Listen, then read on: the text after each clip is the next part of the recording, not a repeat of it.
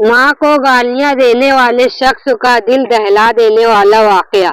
हजरत उमर फारूक रजी अल्लाह अन्हु को एक शख्स के बारे में पता चला कि वो माँ को गालियां देता है। आपने उस शख्स को बुलाया और हुक्म दिया कि पानी से भरी हुई मुश्क को लाई जाए।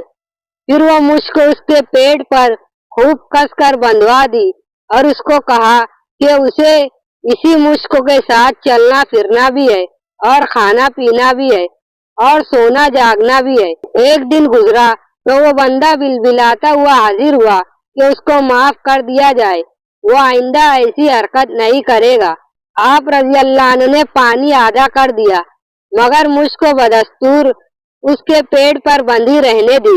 मजीद एक दिन के बाद वो बंदा माँ को भी सिफारिशी बनाकर साथ ले आया कि उसको माफ कर दिया जाए और उस मुश्क को हटा दिया जाए। वो 2 दिन से ना तो सो सका है और ना ही ठीक से खा सका है।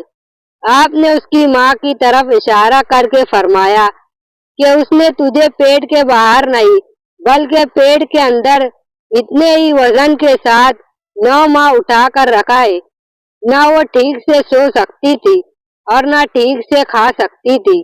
फिर तू उसे मौत की सी अजियत देकर पैदा हुआ और 2 साल उसका दूध पीता रहा और जब अपने पांव पर खड़ा हुआ तो उसका शुक्र अदा करने की बजाय उसके लिए तेरे मुंह से गालियां निकलती है।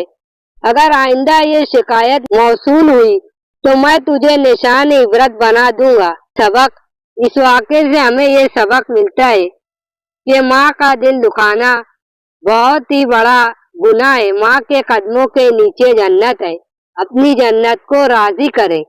ऐसे ही दिलचस्प वाक़यात और हिकायात सुनने के लिए इस चैनल को सब्सक्राइब करें, वीडियो को लाइक और शेयर जरूर करें। अल्लाह हाफिज।